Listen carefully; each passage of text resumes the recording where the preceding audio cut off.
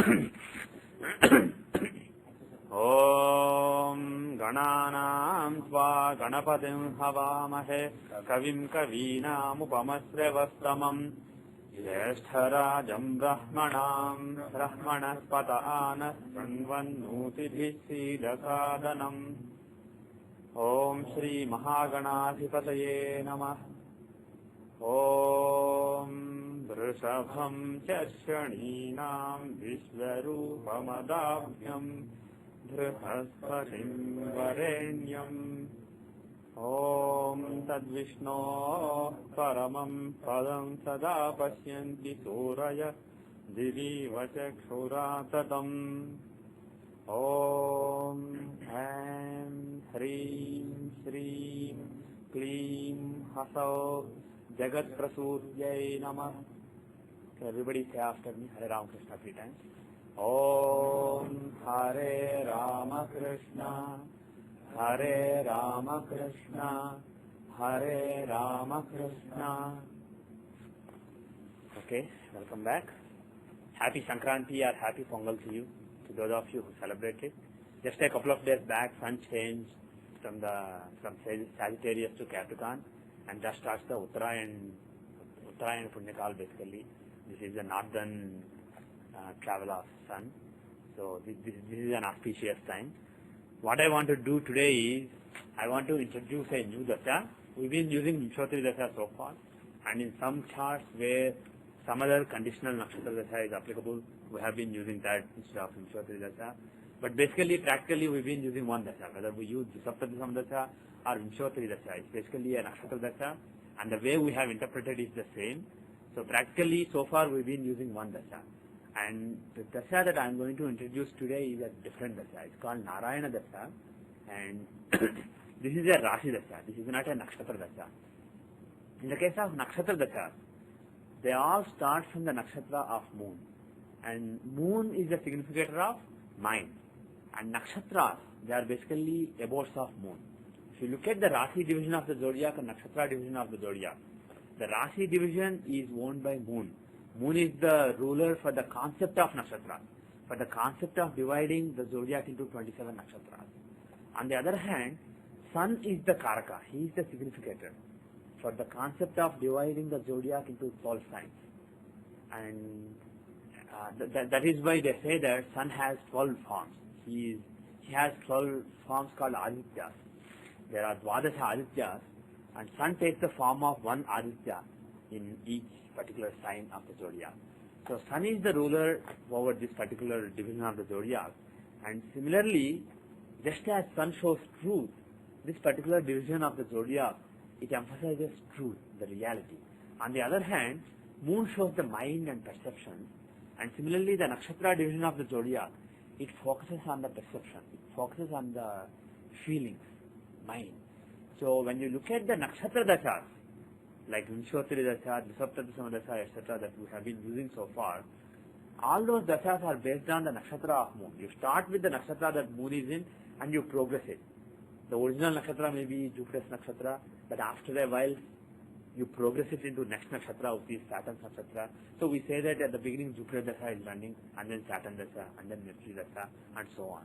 So basically, when you say Jupiter dasha is running or Saturn dasha is running, basically that particular nakshatra, if somebody is born, let's say in Purvabhadra, the first dasha is actually Purvabhadra's nakshatra, Purvabhadra's dasha, not exactly Jupiter dasha. The second dasha is Uttarabhadra's dasha. The third dasha is Revati's dasha, and so on. So you are basically talking about the dashas of various nakshatras. So when as long as you are talking about nakshatras, the focus is on how one feels. So Vimshottari dasha doesn't necessarily have to show what is happening on the ground. Somebody may be a very successful lawyer, but he may be very unhappy. He may not perceive any success at all during that time when he is considered by others as a successful lawyer. In that case, Vimshottari dasha may not actually show that success. What Vimshottari dasha shows is how you feel, how you react, how you perceive what is happening around you. It is basically what happens in one's life from the vantage point of that person's mind. That is what Vimshottari dasha shows. On the other hand, the dasha that I am going to talk about now, Narayana dasha, it talks about the ground reality. It doesn't care what you think. It doesn't care what people think. It does not care about any of those things. It tells you what is happening on the ground. This tells you what is the ultimate truth at a given point of time. So this is a very important dasha. This is actually in the parampara that we come from. This is considered the king of all dashas, Narayana dasha. And there are some astrologers who specialize in the teachings of Jaimini. They call it Jaimini astrology, even though, like I pointed out earlier, there is nothing called Parashari astrology and Jaimini astrology. It's just one astrology, and Jaimini simply taught some of the teachings of Parashara in greater detail. But apart from that point, some people who study the teachings of Jaimini, they use a lot of Rashi dasha, and there is a dasha called Chara dasha, which is very popular. If you read astrological books, you will find this name, Chara dasha, in a few places. And this Narayana dasha is basically from the Chara dasha.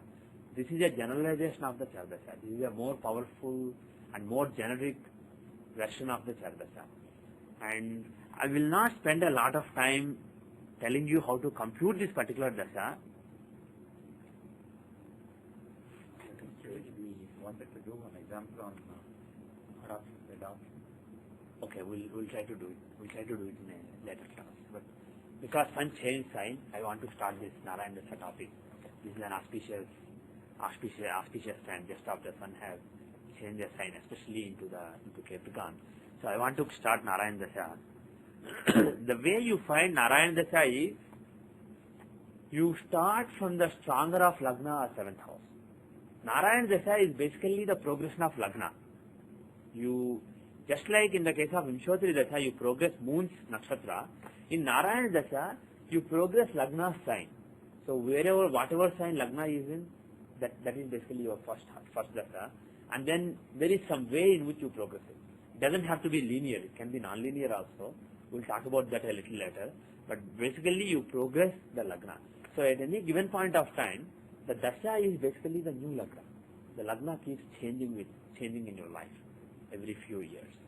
But the trick is, Narayana is different from Vishnu. Narayana is Nirguna, and he can be either in Brahma or in Shiva.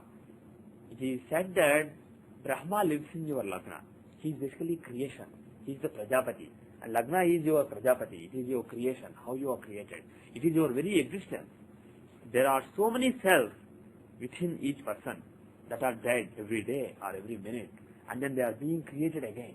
And that creation process of various cells within your body is done with the strength of Lagna. It is Lagna that is responsible for the strength of your creation. When I say creation, it's not just one creation that happens one time. I'm talking about a continuous process. There is a creation happening within each person continuously, on a continuous basis. A lot of new cells are being born every day, while old cells are dying. So that process is governed by the Lagna. So Lagna in any chart shows the Brahma within you. And similarly, the 7th house of desires, 7th house of marriage, and also 7th house of destruction, 7th house of death. That house is governed by Shiva. The Shiva within each person, he lives in that house. That is the abode of Shiva within you. Basically, that is your relationship, your marriage, your desires. Shiva will give you those desires. He will give you a marriage, but at the same time, he can also give you death. And if there are some cells within you that are dying, so that new cells can be born, again, that is governed by the 7th house, the Shiva within you. So Lagna and the 7th house, these are the abodes of Brahma and Shiva within you. And the stronger of those, that is where Narayana lives. Narayana is not necessarily with Shiva or not necessarily with Brahma. He is with the stronger of Brahma or Shiva. So the rule is, Narayana dasha does not necessarily start from Brahma. It can start from Shiva also. So the progression of the Narayana dasha, you start it either from Lagna or the 7th house, whichever is stronger. And when I say stronger, the first rule of judging the strength of two signs, if you want to compare two signs and see which is stronger, the first rule is, see the sign that has more planets. And Rahu and Ketu are included here. Take all the 9 planets, count how many planets are in each sign. Whichever sign has more planets, that will win. Suppose there is a tie. You have the same number of planets in both the signs. then the second rule applies. The second rule is look at conjunction or aspect from Mercury, Jupiter or the Lord of the sign. There are three important planets, Mercury, Jupiter and the Lord of the sign. See if any of those three are occupying that sign or aspecting that sign. When I say aspecting, I am talking about Rashi Drishti, the sign aspect. And when you do that, out of those three, maybe one sign is being aspected by one planet, occupied or aspected by one planet. The other one may be aspected or occupied by two planets. In that case, the sign that has a connection with two planets, that will win. Whichever sign has connection with more planets out of these three planets, that is the winner. Suppose there is a tie still. Then you go to the next rule. The next rule is, if there is an exalted planet in the sign, it will win. Of course, if both the signs have exalted planets, then again there is a tie. But if there is an exalted planet in one sign and no exalted planet in the other sign, it will win. That is the next rule.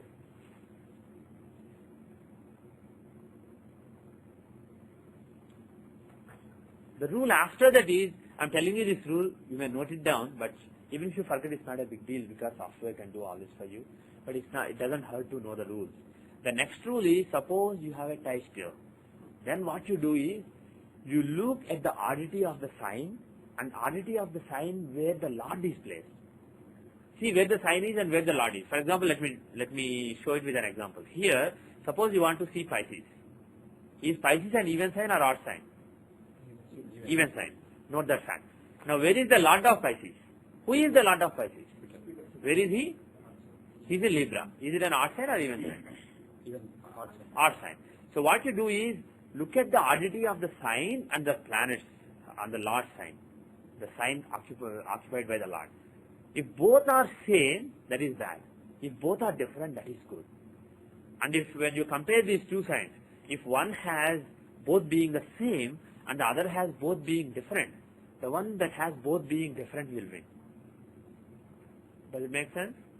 So basically the bottom line here is, all signs, like I told you earlier, they encompass the male energy.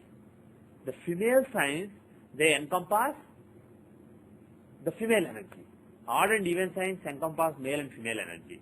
That is the basic principle. So when you see the sign and its Lord, sign is the basic situation and the Lord is the intelligence driving the situation. Like I told you earlier, signs are physical environments. Rashis are just environments, circumstances. And the planets that own them, they are the driving factor, the engine that drives that particular matter. For example, if you are talking about my learning, there is a force that is driving my learning. There is my intelligence or my guru's intelligence or somebody else's intelligence which is driving my learning process. So the driving engine which is driving something, that is shown by the Lord of a house. And the house itself will show just the inanimate circumstances in which that particular thing is going on. So when you look at these inanimate and animate aspects, if one has female energy and other has male energy, it is considered auspicious because you have both the energies working together. On the other hand, if both are in male signs or both are in female signs, what it means is there is only one kind of energy. There is no yoga of the two kinds of energy. So it is less powerful. So that is the basic principle. So that is the next rule. And let us say you have a tie still. If you have a tie still, the next rule is, look at the degrees occupied by the last of the two signs. See where the lords are. Wherever they are, look at their degrees. See whichever lord is more advanced in his sign. Whoever has more degrees within his sign, that sign will win. Okay? Let us apply all these rules to see the strength of Gemini and Sagittarius here in this particular chart. The data is April 4, 1970. You see all this in Rashi or only Rashi? So far Rashi. The data is April 4, 1970, 5:47 p.m. Indian Standard Time, 81 East 8, 16 North 10, Machilipatnam, India. So, if you want to find Narayan Dasha here, actually you have to not Gemini and Sagittarius, but you have to look at Virgo and Pisces, because they are Lagna and 7th house. You have to see the stronger of those. But just for exercise, I want to look at Gemini and Sagittarius. Suppose Sagittarius was the Lagna, not Virgo. then you would be seeing the stronger of Sagittarius and Gemini. So I want to do that. Now what is the first rule? The number of planets occupying the sign. Which is occupied by more planets, Gemini or Sagittarius? Neither. Both are empty. So there is a tie. Now the second rule. Mercury, Jupiter and the Lord. Are they aspecting either sign? Now this sign, who aspects this sign? You remember the rule of Rashi Drishti? All the jewel signs are aspected by other jewel signs. So when you talk about planets occupying or aspecting this sign, you are basically talking about the 4 corners, the 4 jewel signs. Right?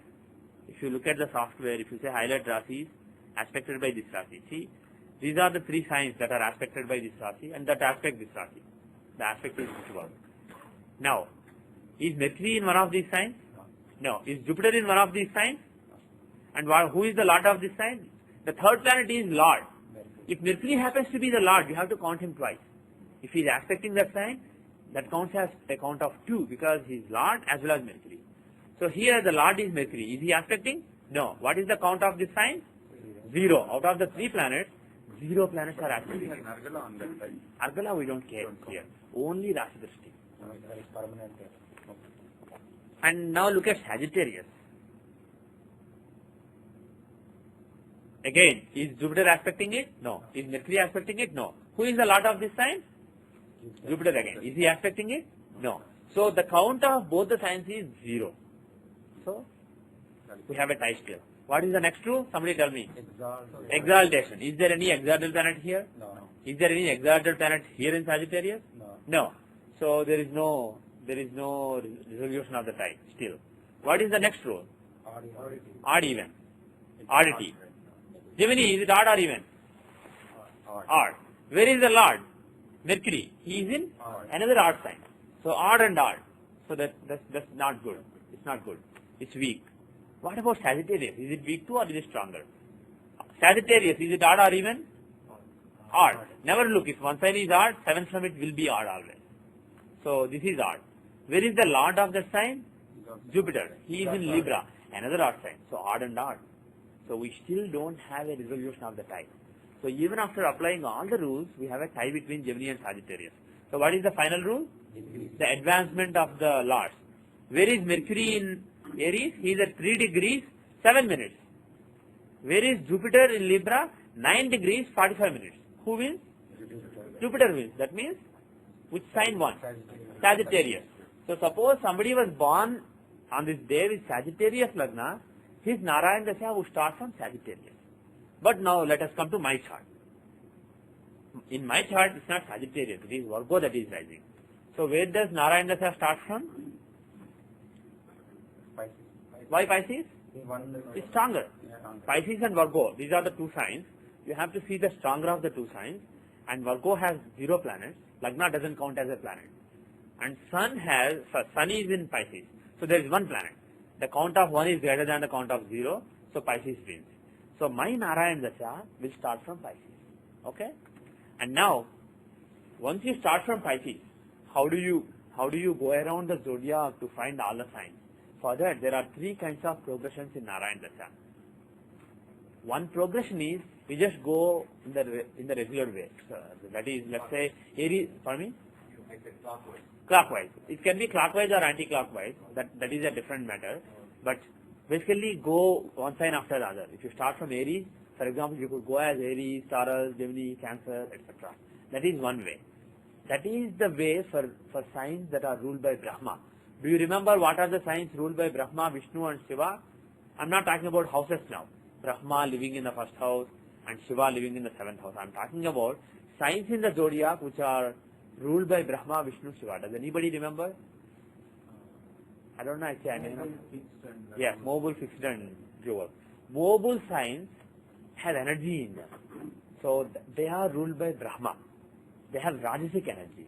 Mobile signs have Rajasic energy. So Brahma, who creates and who sets this whole creation into motion, he rules over mobile signs. And Shiva, he stops the motion. So Sthira Rasis, fixed signs, they are ruled by Shiva. And dual signs are ruled by Vishnu. So that is the rulership. So what you do is, if the sign where you are starting the dasha is a movable sign, then you use Brahma's progression. Brahma's progression is simply take the sign, next sign, next sign, next sign, next sign is basically the regular normal order. That is the order that Brahma is very comfortable with the natural order. And the order of Shiva is take the sign, take the 6 from it, take the 6 from it, take the 6 from it, take the 6 from it, like that. Suppose somebody has, let's say, Leo Lagna.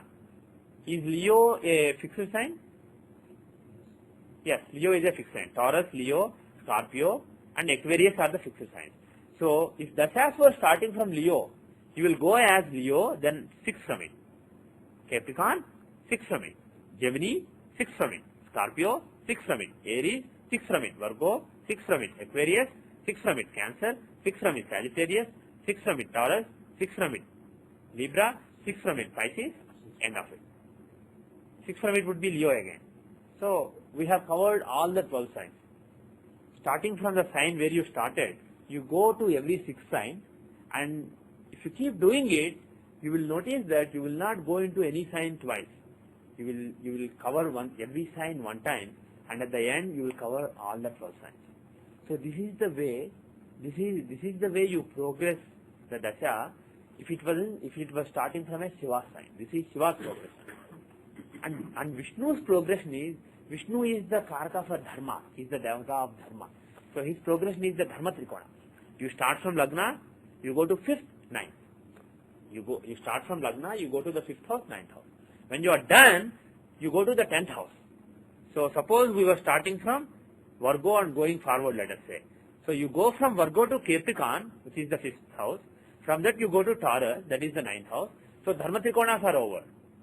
Now you go to 10th house. You just move by one sign, go into Artha Trikonas. And now again, after this, go to the 5th house. After 10th house, go to the 2nd house. After that, go to the 6th house. So again, you are doing the 3 Trikonas. And then again jump, move by one sign. Then from 10th, can you say again? Yeah. From 10th, basically you covered the Dharma Trikona. Yes. Then you want to cover Artha Trikona. Then you want to cover Kama Trikona. And then you want to cover Just move shift by one and shift by one. Shift by one. So from 9th house, you shift by one and come to 10th house. And then go from there, go to the 5th and 9th from there. okay, second. And then, then jump to the next sign. And then again from there, go to from Pisces, go to Cancer and Scorpio. And then go to Sagittarius, finally Aries and Leo. So that is the progression. You go 1, 5th, 9. And then you go to 10th. Again, taking that as 1, go 1, 5, 9. So that is the progression. You are covering in terms of Trikona. So this is the progression you use if the sign is in a Vishnu, if the sign is owned by Vishnu. So these are the 3 kinds of progressions. But there is one more trick. Whether you go forward or backward, both are possible. To go backward or forward is based on the 9th from the sign where you are starting the dasha. Suppose here we are starting the dasha from Pisces, right? So the rule is go to the 9th from it. See if it is odd or even. If it is odd, go forward. If it is even, go backward. So that is the rule. Which one is this? Pardon me? Where is this rule in? This rule is used for deciding whether you go forward or backward. I said you count either regularly or every 6 or twice, right? But you could count it backwards also. From Virgo, you can count the 5th house as Taurus, 9th house as Capricorn. Instead of going like this, you can go like this. Instead of going zodiacally, you can go anti-zodiacally also. So that is based on whether the 9th house from the dasha sign is odd or even. So here, for example, we decided that dashas will be starting from Pisces because it is stronger. Once you decide where the dashas are starting from, decide the progression. Is it Vishnu progression or Brahma progression or Shiva progression? Pisces is a Vishnu Rashi, it's a dual sign. So you should use Vishnu's progression, which is 1, 5, 9, 10, 2, 6, 7, 3, 11, 4, 8, 12. That is the progression. The Dharma Trikonas, Artha Trikonas, Kama Trikonas and Moksha Trikonas. But do you count it forward or backward? To see that, take the 9th from that sign. Because Pisces is the starting sign of the dasha, the 9th from Pisces is Scorpio. So go to Scorpio, see if it is odd or even. Is Scorpio odd or even here? It is even. Which means it's a female sign. So that means you go backward. You don't go forward. Had it been odd, then you will go forward. But because Scorpio is even, you go backward. So that means the dashas will be Pisces And then the fifth from Pisces counting backwards is Scorpio. And then the ninth from Pisces counting backwards is Cancer. So you see that Pisces Dasha is coming first, Cancer Dasha is coming next, Scorpio. Oh, why did it? What? Oh, sorry. Not odd or even. I made a mistake. Ninth house, whether you go forward or backward is not decided based on whether the ninth house from the Dasha sign is odd or even. But it is based on whether it is odd-footed or even-footed. I haven't computed this Dasha manually in a long time after I coded it in the software a few years back, but I made a mistake. Do you remember what odd-footed signs and even-footed signs are? The first three signs are odd-footed, and the next three signs are even-footed. The next three signs are odd-footed, the next three signs are even-footed. So Aries, Taurus, Gemini, Libra, Scorpio, Sagittarius. These are the odd-footed signs. So here you are not taking odd, even in terms of every sign. You are taking in terms of every three signs. These are basically the three foots, the three padas of Vishnu, which he uses to crush Bali-Chakravarti. Vishnu maintains dharma using 3 feet, 3 padas of Vishnu. So these are basically symbolic of the 3 padas of Vishnu, and you have 3 odd padas and then 3 even padas. 3 odd padas and 3 even padas. So here, if you look at Scorpio, the ninth house from Pisces, it is in an odd-footed sign. So because it is odd-footed, you go forward. You are confused, right? No. Okay. Yeah, you sounded confused. Not sounded, you looked confused. So I thought, okay. Is everybody clear? How you... 4 houses or 3? 3 houses. These 3 are odd-footed. Aries, Taurus, Gemini. Again, Libra, Scorpio and Sagittarius. These are odd-footed. All others are even-footed. So what you do is, once you decide which sign is starting the Dasha, take the ninth from it. See if it is odd-footed or even-footed. If it is odd-footed, you will be doing all your counting forward. If it is even-footed, you will be doing all your counting backwards. So here, because Scorpio is odd-footed, we will be counting forward. So after Pisces, the 5th house from Pisces is Cancer. So Cancer Dasha will come. After that, the 5th from there, Scorpio will come. And then you jump to the next Trikona by going to the next sign. So Sagittarius Dasha comes. And then 5th from there, Aries Dasha will come. And then 5th from there, Leo Dasha will come. And then we covered the 3 Trikonas, Sagittarius, Aries and Leo. So you go to the next sign, Virgo. So Virgo Dasha came. And from there you go to the 5th house, Capricorn, 9th house, Taurus. And then that Trikona is also over. So you jump to the next sign, Gemini. And Libra, then Aquarius. You are done. All the 12 signs have been covered. So this is how you find the progression of the Dasha, the sequence of the Dasha. You find the 12 Rashis, the sequence. Once you find the sequence, yes. Did I miss something here? Because we talked about Shiva's progression and Narayana progression. How about Brahma's progression? Is there something? Yeah, there is Brahma's progression for mobile signs. That is the regular progression. If you start from Aries, it will go as Aries, Taurus, Gemini, Cancer. Just regular, normal, natural order. That is Brahma's order. But Vishnu's order is in terms of Dharma Trikonas, Artha Trikonas. Shiva's order is 666. Trouble, give trouble, give trouble, give trouble, give trouble. What's the rate of progression? Pardon me? What's the rate of progression? The rate of progression? Yeah. That's what I am coming to. So after deciding the sequence of the 12 signs, the next thing is, what is the length of each Dasha? When I say first Dasha is Pisces and the next Dasha is Cancer, next Dasha is Scorpio, how long is each Dasha? In Vimshottari Dasha, we have one Dasha being 7 years, one being 12 years, one being 20 years, one being 17 years, like that. Here, how do you find it? The rule here is, it is not hard-coded. It is not a fixed duration for each sign, unlike in the Vimshottari Dasha. In most Dashas, the length of each Dasha is fixed.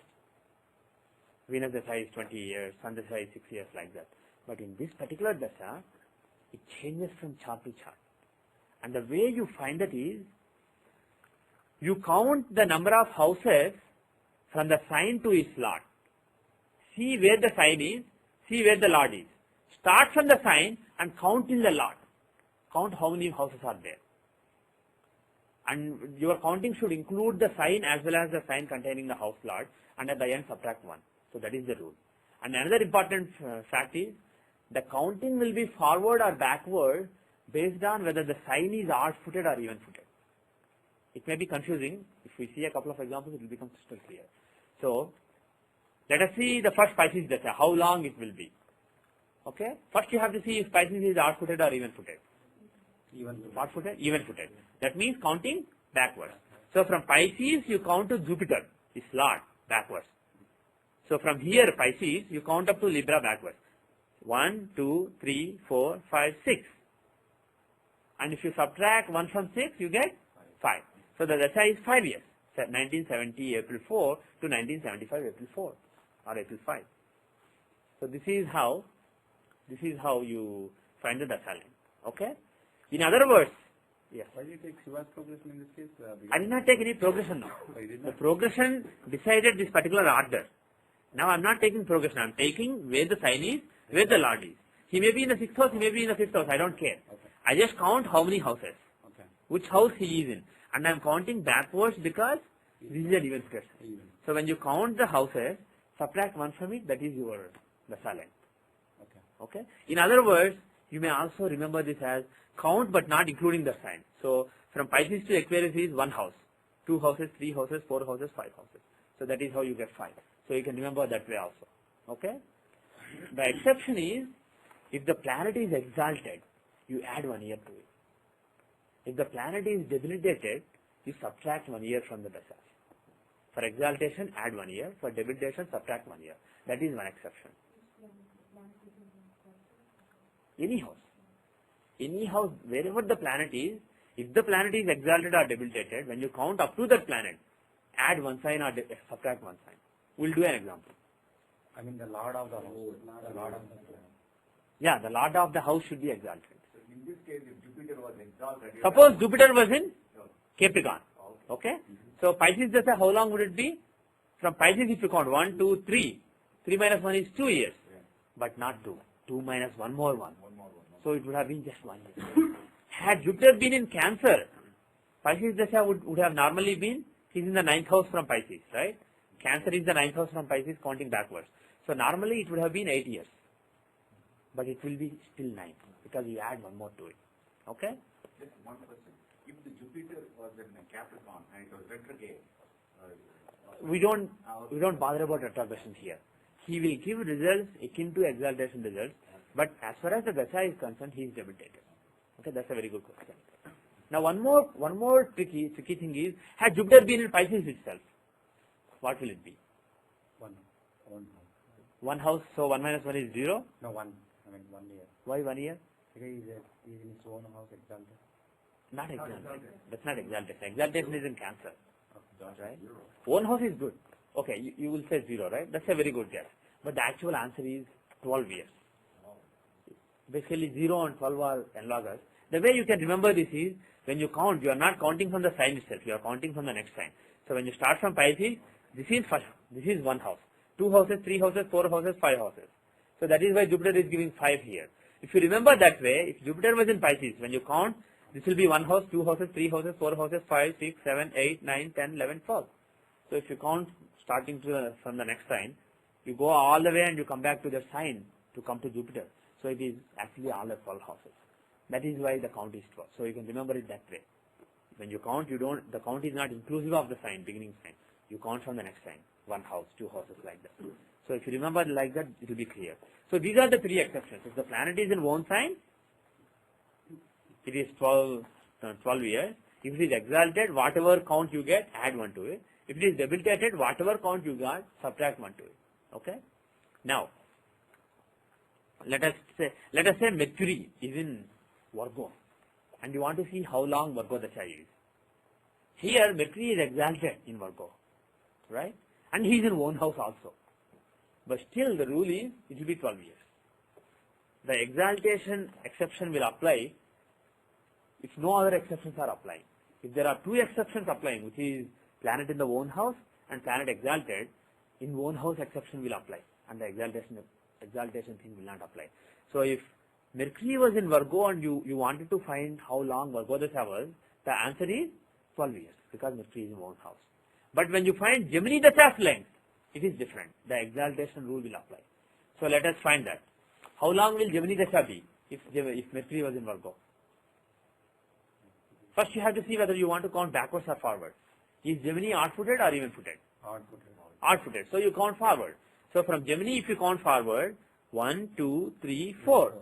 4 minus 1 is 3. So it would have normally been 3 years, but Mercury is exalted there. So it is 4 years. So if somebody has Mercury in Virgo, his Gemini Dasha will be 4 years and his Virgo Dasha will be 12 years. So let's check a couple of more calculations here and then we'll be done with the calculation. You said don't count from that house itself, right?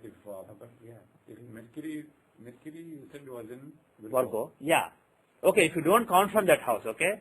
If you count from starting from Gemini, but the first house is Cancer. Right. Cancer is 1, Leo is 2, Virgo is 3. So, and you add 1. No. Oh, that minus 1 is basically if you start from the house itself, you do minus 1. Okay. If you start from the next house, you don't have to do minus 1. Okay. You could do either way, whatever you feel more comfortable with. Okay? So maximum 12 years. Maximum is 12 years. And minimum is 0 years. But the tricky thing is, after one whole cycle is over, the same dashas will repeat again. They will come back.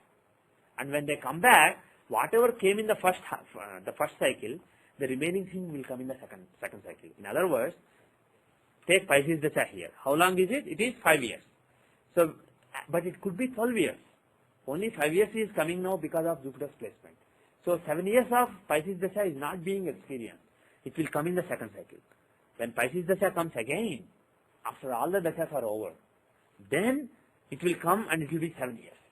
So when you add the length of a dasha in the first cycle and second cycle, you will always get 12 years. So the total is 144 years. Even though most people don't live up to 144 years, the maximum supported by this dasha is 144 years. Okay? Now let us check one more calculation. Cancer. I want you to volunteer and go through the calculation. Even footed. Even footed. So you have to go backward. Okay. Then count up to Aquarius, which contains moon. Okay. So 6 house. 6 minus 1 is 6 5. minus 1 is 5. So 5 years. And So it's not exalted, so yes, very good. Not exalted, not debilitated. So the answer is 5 years. 75 to 80 is Cancer dasha. The next one is Scorpio. Now the tricky thing. For Aquarius and Scorpio, there are 2 lords. Don't forget them. You may forget them for any other purpose, but not for Narayana dasha purpose. In Narayana does not have any bias towards Saturn and Mars. He is totally unbiased. So in Narayana dasha, Ketu, if he is stronger, he will count. Rahu, if he is stronger than Saturn, he will count. Now, who is stronger, Mars or Ketu? Mars is clearly stronger. He is the strongest planet in the chart. So definitely Mars will dominate. So now somebody else. Vijay. You. Scorpio is even footed. Why even footed? Odd-footed. Yes, Scorpio is odd-footed. Yeah. We go forward. Yeah. And you count from Scorpio to Odd-footed Mars. Which house is he in? 6th house. 1. So 6 minus 1 is 5. 5. Is he exalted or debilitated? Mars is its own house. Yeah. Is not. He is not exalted or debilitated. Now, because he is in one house, should we say 12 years? No.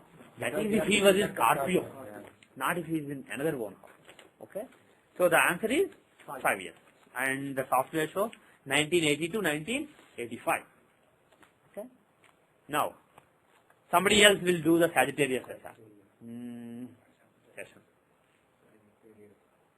First check odd-footed or even-footed. Odd-footed. Okay, so you want to count forward? Yes. Okay. And count from Sagittarius to who? Jupiter. Why 5th? Who do you count till? Who is Lord of Sagittarius? Oh, Jupiter. So you count from Sagittarius all the way to Libra. So how many, which house is he in? 11th house. So minus 1 is? 10. So the dasha is, Sagittarius dasha is from 1985 to 1995. Pardon me? Retrograde, not debilitation. For retrogression, there is no exception. Only for debilitation. Okay, now we'll come to a debilitation example. Let us check Capricorn dasha. Or let us check Aquarius dasha. Where is Aquarius dasha? It hasn't come yet. Okay. Aquarius dasha. Who will volunteer? Can you volunteer? The Aquarius. First check the Lord. Who is the Lord of Aquarius? Saturn. Saturn. Because he is with more planets. Saturn and Rahu both. There are two lords, Saturn and Rahu. So why do you take Saturn as the Lord and not Rahu? Because he's the Lord of Aquarius. But Rahu is also Lord of Aquarius. Saturn and Rahu are both lords of Aquarius. Because it's the more degrees. With more planets, you mean? Yeah. Yes, he is with more planets. But actually what you should remember here is, suppose Rahu here was with 4 planets. And let us say Saturn was alone. Still Saturn would have been the Lord of Aquarius in this case. Because the first rule, if you remember, for resolving the tie of Scorpio and Aquarius is, if one of the 2 lords of the house sign is in the sign itself, he will not count as the Lord. The other one will count as the Lord. So that is the first rule. The second rule is, if both of them were away from the house, then the second rule applies. The second rule is, count the number of planets associating with that planet. Saturn here is with 3 planets and Rahu is with only 1 planet. But we don't even come to that rule. The first rule itself, because Rahu is in the sign itself, the first rule eliminates Rahu. Saturn is right away. Had he been alone, still Saturn would have dominated. So Saturn is the Lord of Aquarius in this case. Now go ahead. It's odd-footed. Why odd-footed? Even-footed. Yes. So you're going to go forward. Backwards. Yes. So count from Aquarius backwards. Up to where? Saturn. Up to Saturn, Aries. So which house is that? Counting backwards? You're going to be going back to... Okay. Don't confuse. You did 2 steps and you are confusing. First count the houses. Which house is he in? You're going to go to 9 houses. Why 9 houses? You are starting from Aquarius. 1, 2, 3, 4, 5, 6, 7, 8, 9, 10, 11. Right? Yeah. So it's 11. 11. So subtract 1 from it. So it is 10. So is Saturn Dasha 10 years or have we missed something? What did you miss? Debilitation. Yes. So he's debilitated. So subtract 1 more year. So what is the answer? Final answer? How long is Saturn Dasha? Aquarius Dasha? 9 years. And that's what the software gives. 2052 to 2061. So this is how you use the exaltation and debilitation exception. At the end of everything, you say, oh, he's debilitated, so subtract 1 more year. Or, oh, he's exalted, so add 1 more year. So that is how you find the dasha. Okay? And we'll not do antardashas at this point of time. We'll do it after a few years. Sorry, not few years. A few classes. We got starting years with it. So, now, yes. So based on this Narayan Dasha, will you make predictions about how life and all that? That's what I'm coming to now. So let's assume that, because first you have to know how to calculate. So now we know how to calculate this. And you can try a few examples. I know that all of you have the software, so you can do it in the software. The commercial version as well as for those who are listening to the audio and don't have the commercial version, the light version also has Narayan Dasha of the Rashi chart. So everybody should be able to find the Narayan Dasha using the software. But it's not a bad idea to do it manually for a couple of charts and compare with the software to make sure that you understand the basics. And it can be helpful. Sometimes you may not have software with you and somebody may bring his chart to you, calculated by some Panditji in India, and ask you to make predictions. And if you want to compute Narayan Dasha, it's very easy. Compared to Vimshottari Dasha, Narayan Dasha is very easy to compute manually. You can just write 5775 and then you can write down the years and you know what Dasha is running from which year to which year. There are old astrologers who compute it just in a couple of minutes because it's not complicated as you have seen. You just systematically write down. If you have a small piece of paper, you can do it in like 2-3 minutes. It's not really complicated. So it's a good idea to have some exercise, get some experience into computing it. But from now onwards, I'm going to assume that you know how to compute this. And if you see any errors in the software, come and talk to me. Bring that example to the next class because there are a couple of exceptions that I haven't taught. So if you find those errors in the software, then I will tell you about those exceptions. Those 2 or 3 exceptions that I did not tell you right now. But except those, you know how to compute basically. But this is very complicated. Actually, there was a time when we had one whole day dedicated to Narayana Dasa computation in a workshop, and we have done it like half hour or 40 minutes. Yeah, we have done it in an hour here. So it's very complicated. There are so many steps here, so it's very easy to forget it if you don't exercise enough. So try to see a few examples, and then you will understand the computation. And now, from now onwards, I'm going to assume that you all know how to compute this, or you have access to a software that computes it, and I'm going to only talk about interpretation, because that is the interesting part. Calculations are interesting, but interpretation is what enables you to make predictions. Now, when you want to interpret this dasa, the first rule is, this is the change in lagna. This is the progress lagna. So take the Narayana Dasha sign as lagna and analyze the whole chart from it. So this way, each person gets 12 charts. There may be one natal chart, but there are 12 different charts, each working in a different dasha.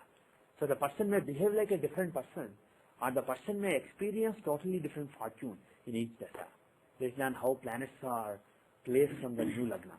But the only tricky part is, if dasha is starting from the 7th house, suppose, take this example. But we did not, yes. before we do that, what is the time when you will prefer this over other dashas that we went so far? It is up to you.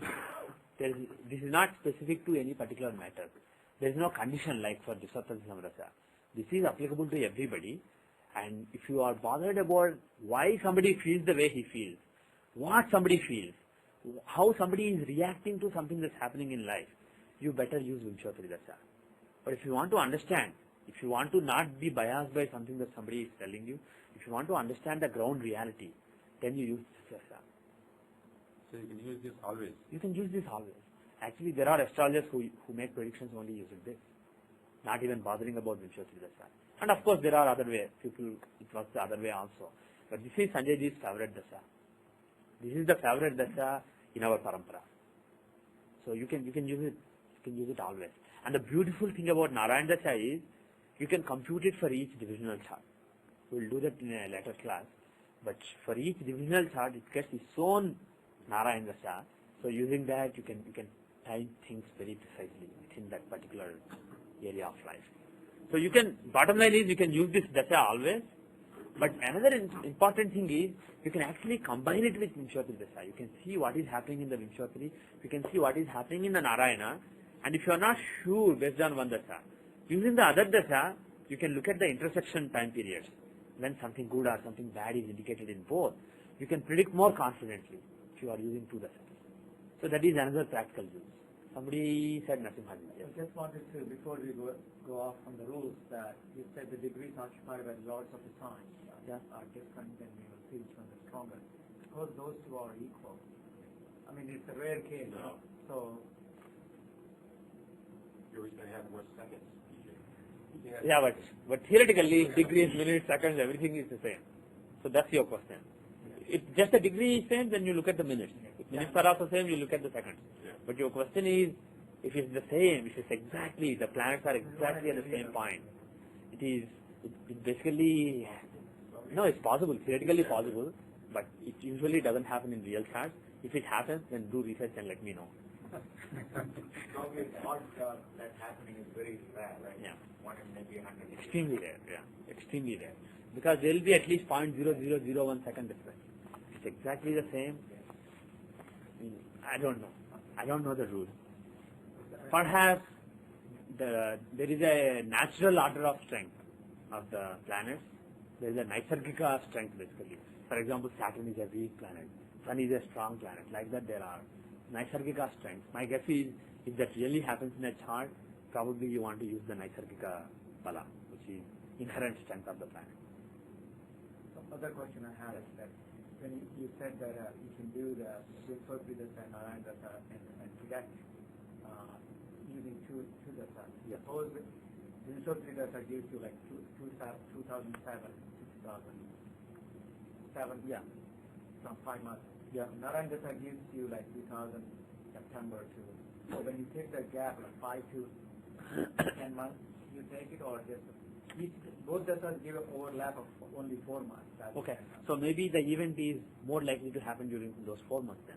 Only 4 months. Yeah. Not If you are expecting some important event in a 7-year-long Vimshottari Dasha, let us say, and if you seem to think that the same kind of good event is possible in the Narayana Dasha, let's say the Narayana Dasha is another 5 years Narayana Dasha, but let's say the overlap between the two Dashas is 1 year, maybe that is the year when that important thing will happen. So it doesn't mean that if there is a 7-year Vimshottari Dasha when a really good event in career is likely to happen, it doesn't happen over the whole period. It will suddenly happen in one particular day. And you can time that better if you use Vimshottari Dasha and Narayana Dasha. Okay? So we'll see how to interpret it. But like I was saying, you take the Dasha sign as Lagna because this is nothing but the progression of the Lagna. We are starting from Lagna and going through the Zodiac. But the tricky thing is, we are not always starting from Lagna. Sometimes we are starting from the 7th house. So when we start from the 7th house, the Dasha sign is not the progression of Lagna. It is the progression of 7th house. This is the new 7th house. So that means if you want the new Lagna, the progress Lagna, what should you do? You should take the 7th from it. Right? So, see, for example, take my chart. Virgo is my Lagna and Pisces is my 7th house. And when you progress Pisces, right now I'm running Aries Dasha. From 1995 till 2007, I'm running Aries Dasha. That means my progress 7th house is in Aries. So where is my progress Lagna then? It should be in the 7th from Aries. It's in Libra. If the progress Lagna is in Libra, that means progress 7th house will be in Aries. So that is how you do it. So if you started Dashas from Lagna, the Dasha sign itself will be the new Lagna. But if you started Dashas from the 7th house, the Dasha sign will be the new 7th house. So the 7th from Dasha sign will be the new Lagna. So like this. So you see all the results from the 7th from the Dasha sign. That will be your new Lagna. Okay?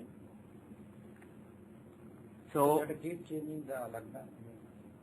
yeah, you have to keep changing the Lagna. In every Dasha, you find the new Lagna in that Dasha. Take that particular sign as Lagna and analyze the whole chart. Then you will understand what is happening. For example, take, let's take somebody, not my example, let us take somebody's For example. example, you are running the Aries Dasha now, so you take the Aries as the Lagna and then No, Aries is the 7th house. Because the 7th house, so you take the Libra. as the Lagna I take Tula, Libra as the Lagna, and then and then analyze what is happening. Who are influencing my Lagna right now? Who are influencing my intelligence right now? Who are influencing my desires right now? What kind of desires do I have right now? What kind of name do I have right now? What kind of work am I doing right now? So to look at all those things, you take that as the Lagna and find out what is happening. Okay? So we don't take the house itself, what is being the chart.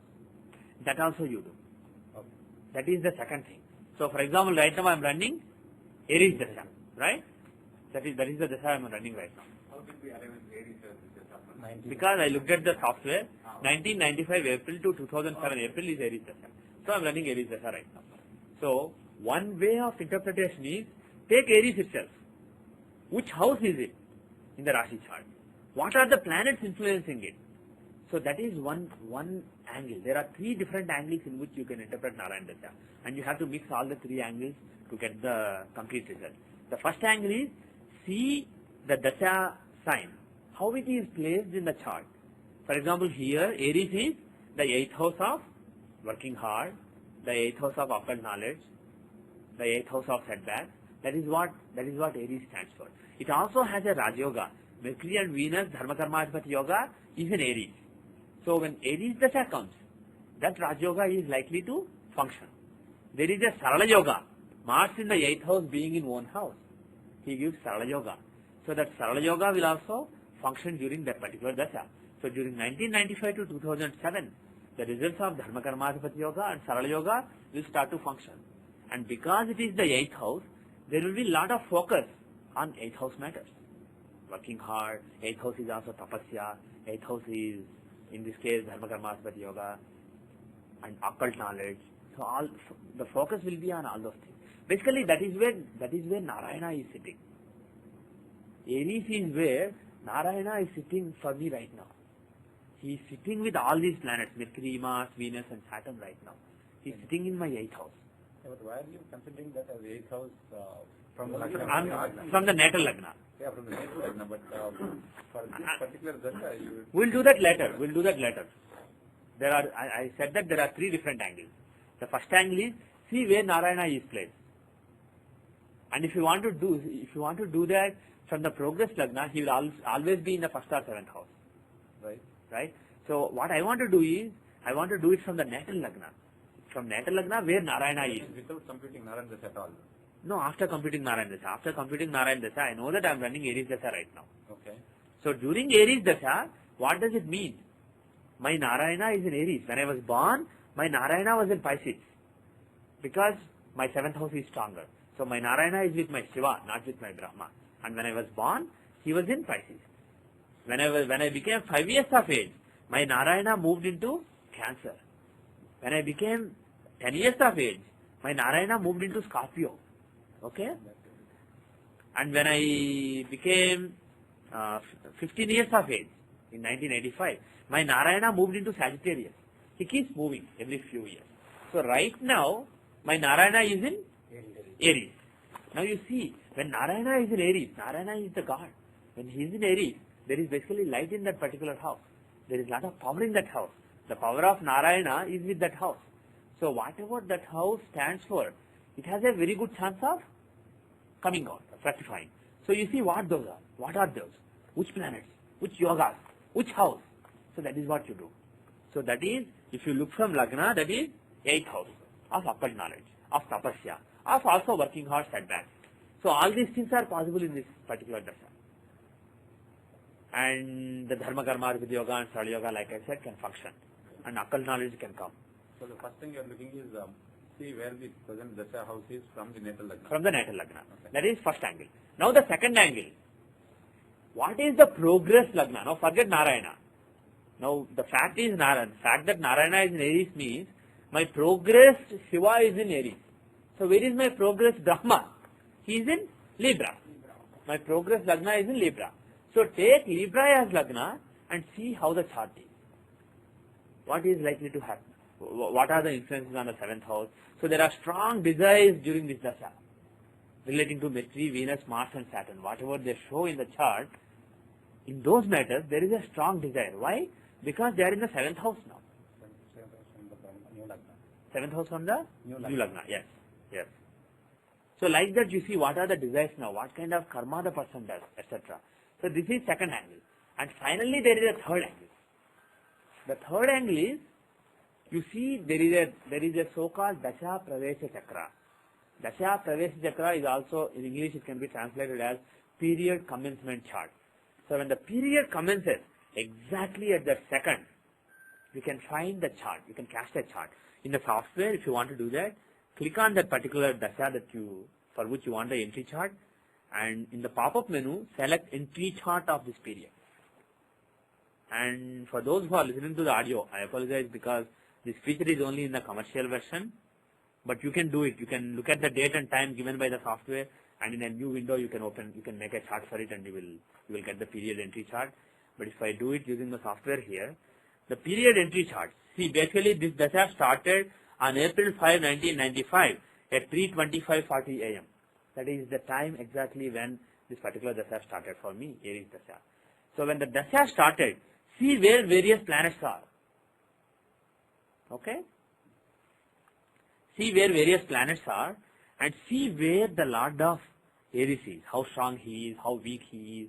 So that will give you some clues on what is likely to happen during this dasha. Yes. How did the Lagna move to just check? This is the Lagna rising at that time, at my birthplace. Okay? When the particular dasha started, my progress Lagna came to Libra. But at that time, in my birthplace, Aquarius was rising. At that time, Venus and Saturn were in Kumbha.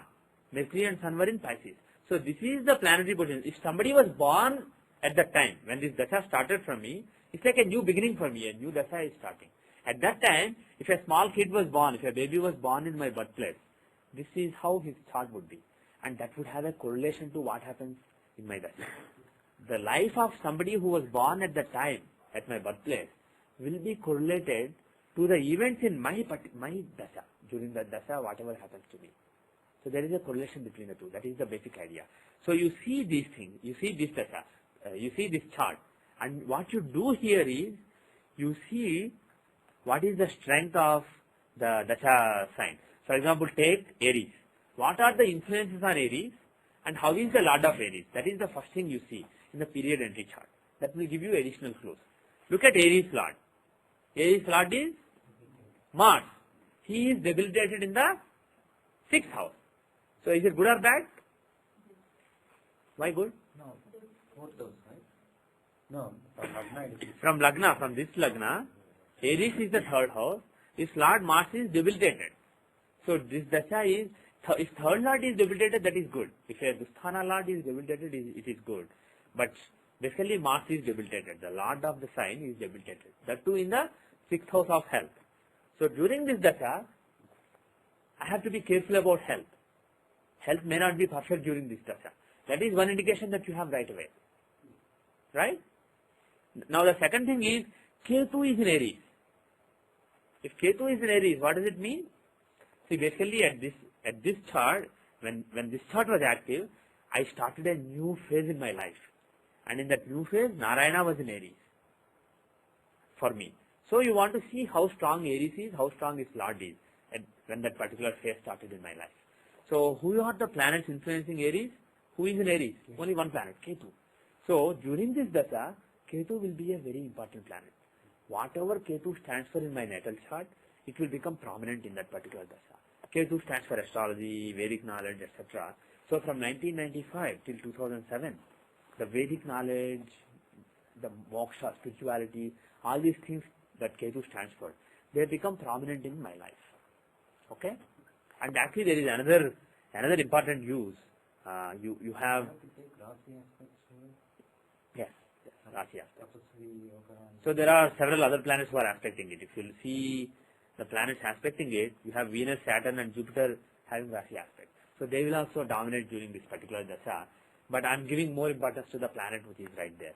And another thing is, I didn't teach you Antardashas. But you can find Antardashas within the sign, within the dasha. In Aries dasha, there are 12 Antardashas. So if you look at all these different Antardashas, what you can do is, you can correlate with which yogas are happening in this period entry chart. And so suppose take Moon here. Moon is exalted in a Kendra. Right? Is he exalted in a Kendra? Yes. So, which house is Moon in? He is in Taurus. So look at Taurus Antardasha. When Taurus Antardasha within Aries Dasha comes between 1996 April till 1997 April, during this particular Antardasha, the results of Taurus will come. And in the period entry chart, Taurus has an exalted planet, the 2 exalted moon, and it is the 4th house of peace and happiness. So that particular Antardasha will be a period of peace and happiness. Okay? And Mars is debilitated in the 6th house of health here. And Mars is in Cancer. When the Cancer Antardasha comes in 1998 to 1999, it's not such a good period in health. Okay? And if you want to judge the Antardashas, you can do it using the natal chart also. But what I am saying is, this is the another angle. Using the period entry chart, using this, you can judge Antardashas very well. This actually works better than the natal chart. So, how will be Scorpio Dasha? Scorpio Antardasha. 2002 to 2003. Can somebody tell me how will Scorpio Dasha be? Who are the planets in Scorpio in the period entry chart? You have Jupiter, the second lord Jupiter, occupying the 10th house in the chart. So he shows a lot of astrological activity, etc., a lot of predictions. So during Scorpio Dasha, during the Dasha of Scorpio between 2002 and 2003, astrological activities become very prominent. And teaching also, yes, because Jupiter does stand for teaching. And now look at Aquarius Dasha, which is Aquarius Antardasha, which is about to start.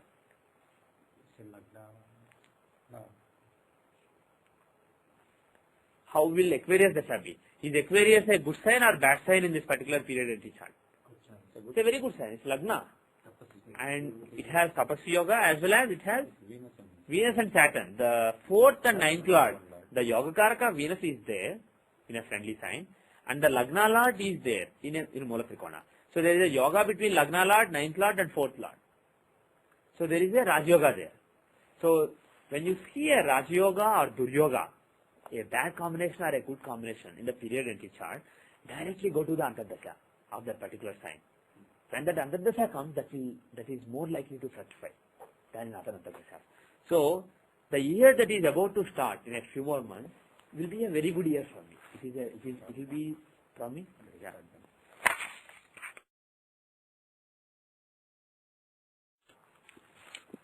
So the year that is going to start on April 2005, that particular 1 year period which is the Aquarius Antardasha in Aries Dasha, that will be a very good Antardasha. So like this you can make the Dasha, you can make the period entry chart and correlate the yogas, combinations in the period entry chart with the Antardasha and identify important Antardashas when important events take place. So that is the third angle. So the first angle is see where Narayana is, what are the combinations in the natal chart that are being activated by the Narayana, that is first angle. And the second angle is take the progress Lagna, see houses from that progress Lagna. And the third angle is look at the period entry chart and see the combinations in the period entry chart. And that is particularly important when judging Antardashas. Okay? Now, let us do some examples, because doing practical examples is how we learn.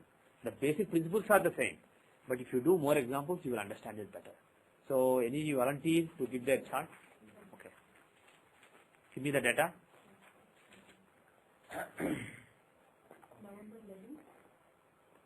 November 11, 1965.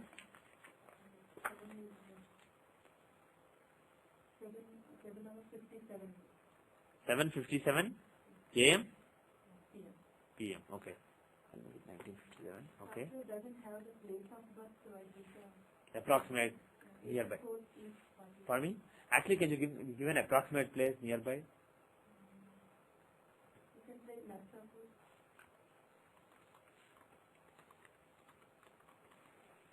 Sapur should be there. The place is Narasimha, but it's not there. Placement is? Narasimha, M4a. nearby village. Okay.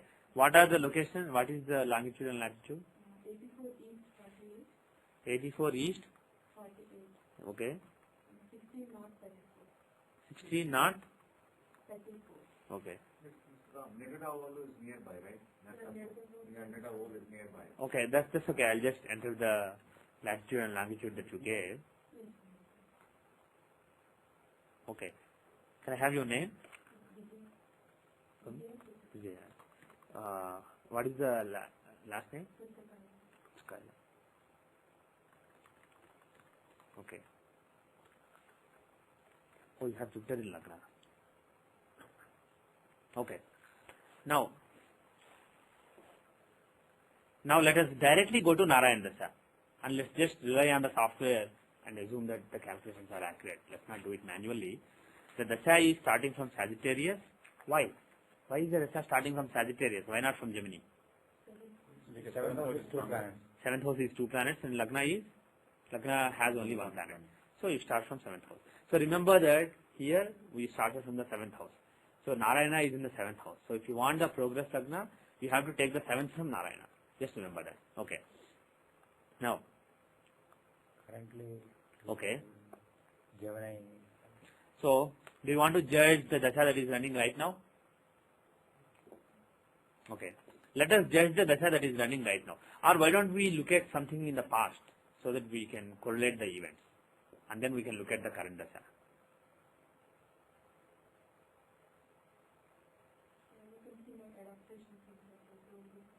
Okay. When did it happen?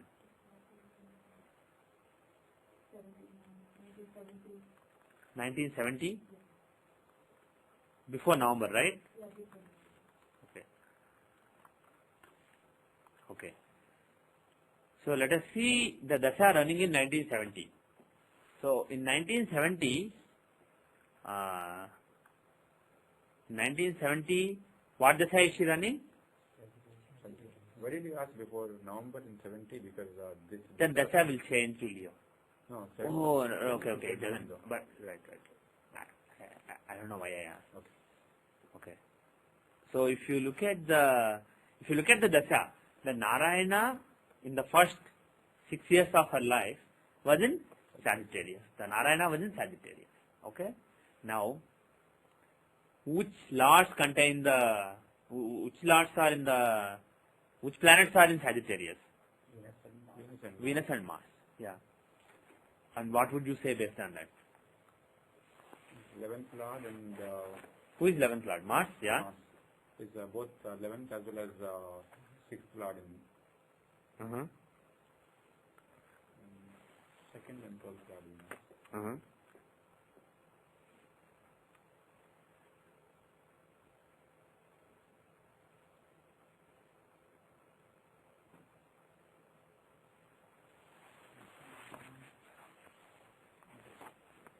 And what house is it from Lagna and what house is it from Arudha Lagna? Basically, Narayana during those 6 years is with Venus and Mars. And Venus is the 5th Lord, 5th and 12th Lord. Mars is the 6th and 11th Lord. So, of course, she was too small then, but Narayana is encouraging or activating the 5th and 6th houses, also 11th house. So, what do those things stand for? 5th house is basically abilities, etc., recognition, etc. And 6th house is fighting, obstacles, etc. So those are what Narayana is blessing. So a lot of obstacles will be given, but at the same time, lot of Venus is also there. But who will dominate, Venus or Mars there? Mars will dominate. Why did you say that? He's in friend sign, exactly. Venus is in an enemy sign. It is Jupiter's sign, Sagittarius. On the other hand, Mars is in a friend sign. So naturally, Mars will dominate Venus. So, one thing you can say is, when Narayana is with those two planets and encouraging them, the one who will get more encouragement is Mars. And he is the 6th and 11th Lord. So, he is basically a papi. He is a functional malefic for this Lagna. So, a functional malefic is basically getting Narayana's blessings. He is with Narayana. He is being activated by Narayana. So, this is a period of obstacles, etc. Should it be 5th and 12th Lord, Mars? No. Mars owns Aries and Scorpio. Yeah. So where it is the 5th? Oh, you are looking from Sagittarius? No, I am looking from Lagna. When you see how Narayana is, which house he is in, what he is blessing, etc., you look from the natal Lagna. And when we come to progress Lagna, still it is not Sagittarius. It will be Gemini only. We will come to that. It is not Sagittarius either way. So, if you count from Sagittarius, it will be 5th and 12th. But we are counting from Gemini. Okay. Now, that is one angle. So, this is overall, if you are making a prediction, if you want to predict whether this is a great period or this is a period of some difficulty, what would be your first conclusion? This can't be conclusive. You have to look at other factors. But the first conclusion based on the first angle is, this is a little bit difficult period. Mars is not really too bad. He is in a friendly sign, Sagittarius. But still, he is a papa. He is a papi. He is a functional malefic for this Lagna. So overall, this is a period of some obstacles and some difficulty. Some desires also, right? Some what? That's the 7th house. Yes. It's something to do with her desires will be taken care by Narayana or something like that. Right? Yes. Narayana is in the house of desire. Yes. Now, the second thing is, now you take the progress Lagna. But of course, when you are starting your life, the actual Lagna will itself be the progress Lagna. So Gemini itself is the progress Lagna. That is because you are starting from the 7th house. So even though Narayana is in Sagittarius, Brahma is still in Gemini. He is in Lagna. So in the first 6 years of her life, it is basically Gemini itself becomes Lagna. So you take Gemini as Lagna, and then you judge what will happen during that particular period. And yes, for me, It will be the same, right? Now, even the second one will concentrate on the same thing what we saw in the first one. right. But the difference here is you are not focused on Venus and Mars. You are focused on Gemini, and you see how various signs are. you take the second house. If you take the second house from Gemini, the second house is the house of family, and that Lord of that house is in the 12th house of last, and he is with Rahu. He is eclipsed with Rahu. So overall, but the thing is, whatever conclusions we draw here are applicable to the whole life, but they will be particularly experienced in that particular dasha. So one thing that you can see is some loss of family or some difficulty, some problem relating to family. You see Sun or Moon afflicted by Rahu or Ketu in any chart. Whatever house they own, that house will have some suffering. Because any planet, Rahu and Ketu will destroy any planet, but particularly Sun and Moon. They hate Sun and Moon. So here, Moon is being eclipsed by Rahu, and Moon is the second lord, the family of house. The house of family. So there is some issue with the family there that you can directly see, and whether she is adopted or not is very difficult to see from this. Without looking at the Dvadashamsa chart, it is very difficult to see, and that you can't really time using Rashi Narayana Dasha. You have to look at the Dvadashamsa chart. The Dvadashamsa chart has to have some combination, some weaknesses for somebody to be adopted, for somebody to be away from the happiness of physical father and physical mother.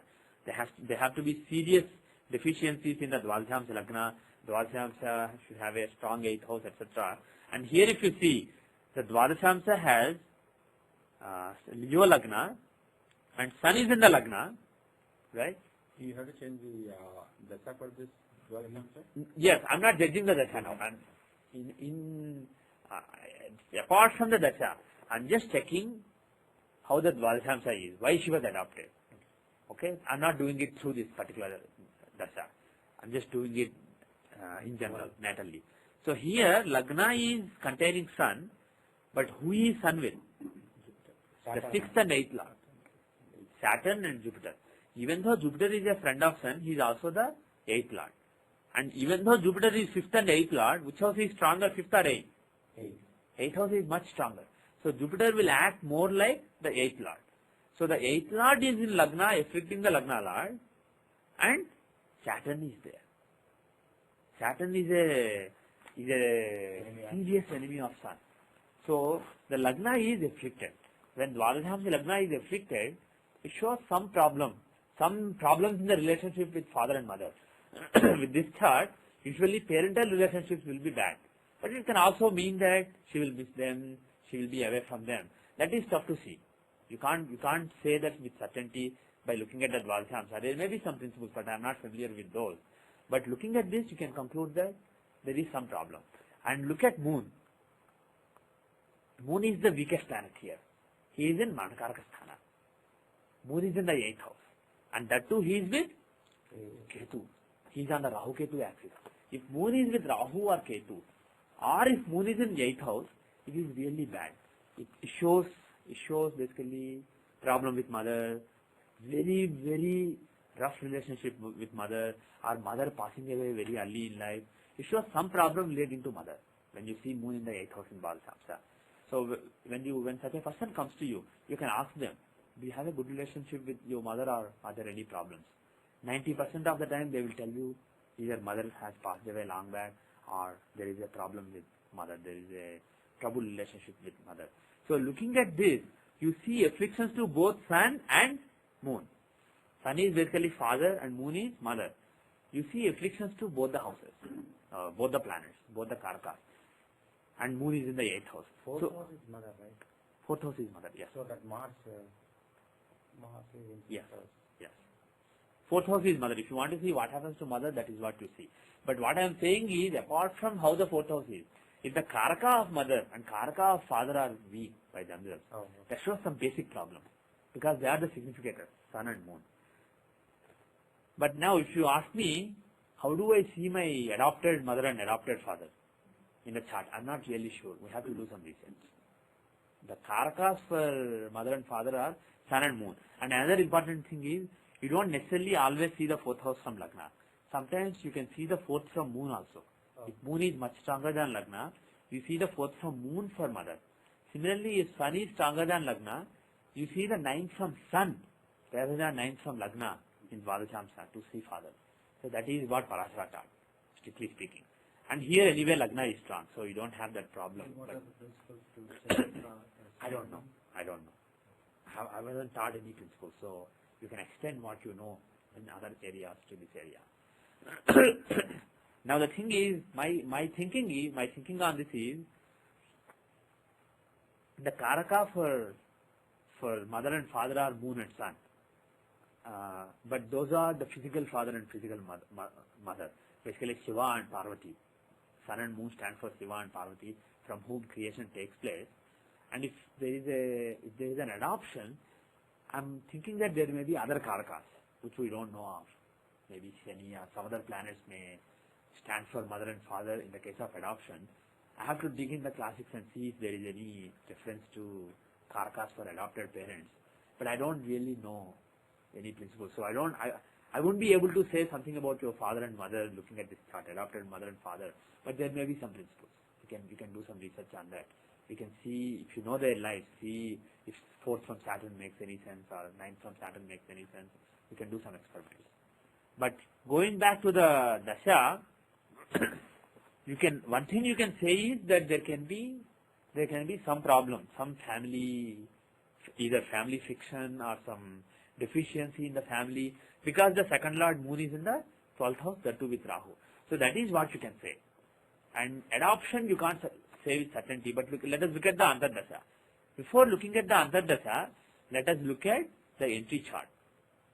So if you look at the entry chart of this Dasha, of course that will be the birth chart itself. So we don't really need to cast the chart. We can just refer to the birth chart to see the entry chart, because this is the very first Dasha in life. The first Dasha entered when she was born.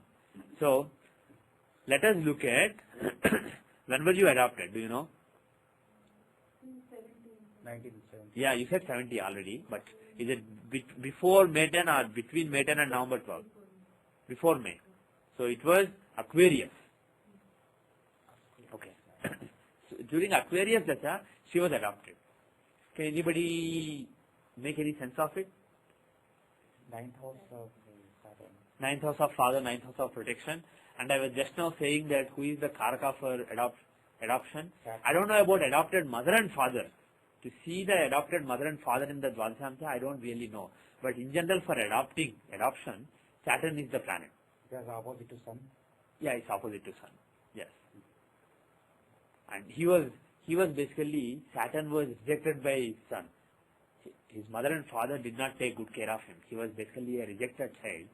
So he likes rejected children. If there is a rejected child somewhere, Saturn likes them. So Saturn stands for adopting a child and not taking care of a rejected child. In general, Saturn stands for rejected people, not just adopted children, but people who are downtrodden, rejected people.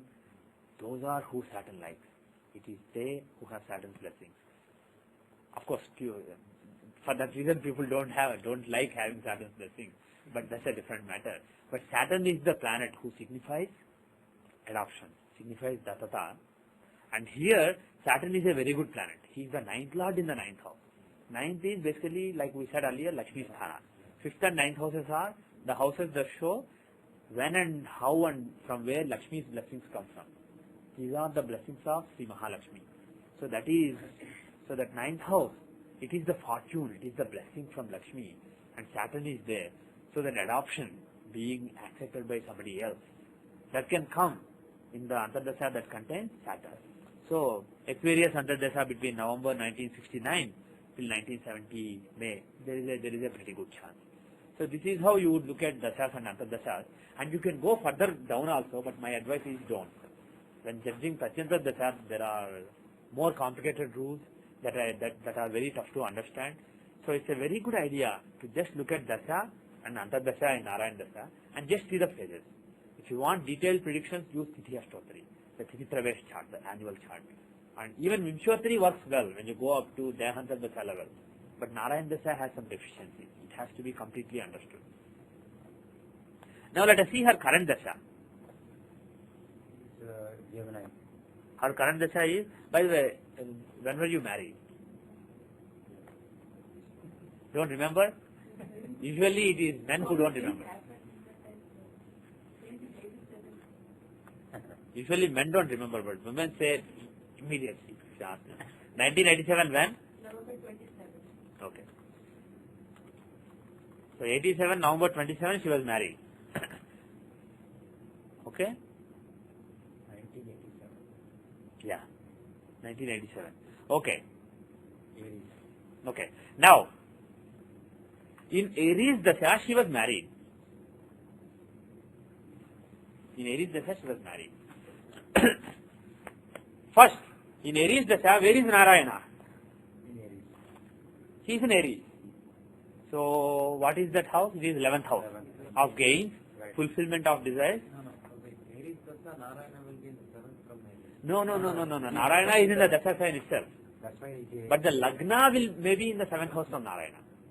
So, in Aries Dasha, Narayana is in Aries. Shiva is in Aries. Narayana and Shiva are together in this chart, remember. Shiva and Narayana are in Aries. But Brahma is in Libra. Okay?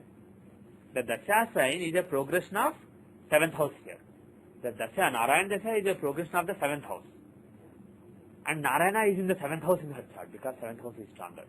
So, Narayana Dasha is a progression of Narayana. So, wherever Narayana Dasha is at a point of time, Narayana will be there. Okay? But you are not there. The Brahma within you is not there. The Brahma within you is in the 7th house. So, that will be the progress Lagna. Okay? So, Narayana is in Aries. So, blessings of Narayana are showered on the 11th house of material gains and also fulfillment of desires. 7th house is desires, but 11th house is fulfillment of those. So, during Aries Dasha, there will be fulfillment of desires. And also, Arudha Lagna is there, which means the status, the image, the material things will also be taken care of in that Dasha. There will be status basically building up during that Dasha. That is the first conclusion that you can draw based on the first angle that I mentioned. Now go to the second angle. In the second angle, what you said becomes right. Now you want the progress Lagna. For that, it's not Aries, it is Libra. Take Libra as Lagna and analyze. Analyze how this particular Dasha is. If you do that, during this Dasha, is there any chance of marriage? 9th Lord is in 9th Lord is in? 3rd house.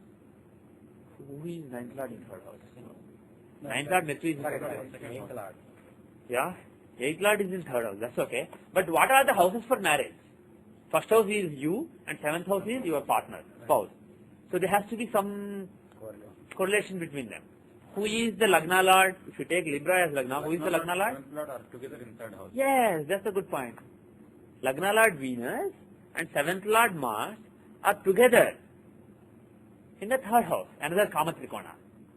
So when Lagna Lord and 7th Lord are together, when there is some kind of connection between them, during that Dasha, you can meet people, and of course you can meet your husband. If in such a Dasha and Antardasha, usually people get married. And if not marriage, at least there will be some important connections building up, meeting some important people. Okay? So in Aries Dasha, she got married based on this principle. Now let us look at the Antardasha. Oops, what happened? Okay, which Antardasha did she get married in? What is the Antardasha that brought marriage? Libra, right? Yeah. She got married in 87, between 87 July and 88 March. That is Libra Antardasha. In Aries Dasha, Libra Antardasha, she got married. Okay? And if you see this particular thing, if you see the Dasha Pravesi Chakra, the period entry chart, here, what is Libra? Libra is the 7th house. But just because it is 7th house, it can't give marriage. There has to be a strength there. There has to be a yoga there. Either Venus has to be there, or 7th Lord has to be connected, or 9th Lord has to be connected. There has to be some strength in that house. Just because it is the 7th house, don't think, oh, it makes sense. Parivartana. There is a parivartana. So that Mercury will act as if he is Venus. Mercury and Venus in the Dasha Pravesi Chakra, Aries is rising and Mercury and Sun are in Libra, and Venus is with Jupiter and Saturn in the 6th house. Now, Venus will act as if he is Mercury and Mercury will act as if he is Venus. So, practically, in the 7th house, you have a conjunction of Venus and Sun. Sun is the 5th lord and Venus is the 7th lord. So 5th and 7th lord conjunction is a Raja Yoga. So because of the Parivartana, you get the effect of a Raja Yoga. The two between 5th lord of love, emotions, and the 7th lord of relationships. So because of that reason, this particular Antardasha can certainly bring the marriage. And it indeed happened from the date that she gave. It happened in that particular Antardasha. And now you can look at Vimshyotri Dasha and you can find the Pratyanta Dasha, you can find the 2 months or 3 months when it is likely to happen. And you can look at the Tithi Pravesha chart, you can look at the Tithi Astotri Dasha, and you can find the month or a couple of months when it is likely to happen. But using Narayan Dasha, you can't go further. Using Narayan Dasha, you can only say in this year or in the 6 months, like that. You have a bigger granularity. You don't have a fine granularity, but you can be more confident basically. With a bigger granularity, but with more confidence. That is basically the hallmark of Narayan Dasha. What about using a Sahim on that? Wouldn't that Using what? Sahim? Sahams, okay. Wouldn't that pinpoint the time better? Maybe or may not be. I don't have experience. It is a good idea to do research into this, definitely. You can find the natal Sahamas and see the correlation with the progression. You can also find the Sahamas from the progress Lagna. You can progress the Lagna, for example, in Aries Dasha, Lagna is in Libra, we said. So progress it to the longitude of the Lagna in Gemini. Lagna is, where is it here in Gemini? It is at 6 degrees 8 minutes, 6 degrees 9 minutes. So take Lagna in 6 degrees 9 minutes in Libra and find the new Sahamas. And see if there are any links between those. For example, Vivaha Sahamam. See any link between the Sahamas there and either the natural planets or the Dasha Pravesha planets. See if there are any correlations. My gut feeling is there may be. I haven't really done any experiments, but it's a very good topic for research. So try that. Sahamam, we have used it a few times. If you go here, Yeah, I remember. these Sahamas, Yeah, so you have this Punya Sahamam, which is basically, which shows your good deeds. Vidya Sahamam, which shows your learning. So these are significant points in the zodiac that are relevant for various matters. And these are particularly important when judging annual charts. There are 2 Sahamams, right? Natal and regular Sahamam. Natal and? 2 Sahamams and Yeah. If you are looking at the natal chart, both will be the same. See, I'll click this, you will get the same thing. But if you are looking at the annual chart, like Tithi Pravesh chart, if you do Sahamas in the software, you will get for the annual chart. For whatever chart is right now displayed, for that you will get it. And if you click natal Sahamas, then you will get natal chart. Okay. Every year, these are computed based on the longitudes of Lagna and other planets. So as these longitudes keep changing, the Sahamas also keep changing. Okay. Okay. Now let us see, we saw a couple of events. We saw the Antardasha, we saw the Dasha and Antardasha, and now let us see the current Dasha, and I want the class to make some predictions to her. Okay? So right now she is running Gemini Dasha. So where is Narayana? Gemini. Narayana is in Gemini. So what are the planets being blessed by Narayana? What are the houses being blessed by Narayana? The house is Lagna. Her very existence is being blessed by Narayana. Is it good or bad? Good. It is of course good. And which is the planet being activated by Narayana right now? Jupiter. Jupiter is the 7th and 10th lord, marriage, career, and more importantly, the planet of Dharma and intelligence. When Jupiter is in Lagna, no Mahapurusha Yoga, but still Jupiter in Lagna is always a great blessing. Jupiter is Lagna is at 6 degrees, Jupiter is at 7 degrees. Wow, he is very close. Somehow I thought he was close. I just wanted to check that. They are very close. When you have Jupiter on your Lagna, that too very closely, that is a very good blessing. Because Jupiter is the significator of Dharma and also Dhishakti, intelligence. He is the significance of the inner intelligence. He is the internal Guru. And when he is closely conjoined with your Lagna, the inner Guru is very close to your very existence. The inner Guru is guiding you very strongly. It's a very good blessing to have in a chart. If you see anybody with Jupiter in Lagna, usually they are very dharmic. Of course, there will be exceptions. Is But that usually, reason for why she's learning astrology now? could be. Basically, Jupiter and Ketu are the planets for learning astrology, for learning any traditional knowledge. And when Narayana is with them, basically that particular Karakatva will prosper. Whatever Jupiter stands for, in terms of ownership, in terms of occupying houses, or in terms of significations, those things will basically flourish during this Narayana Dasha. Okay? Yeah. It's a Gemini Dasha, right? Yeah.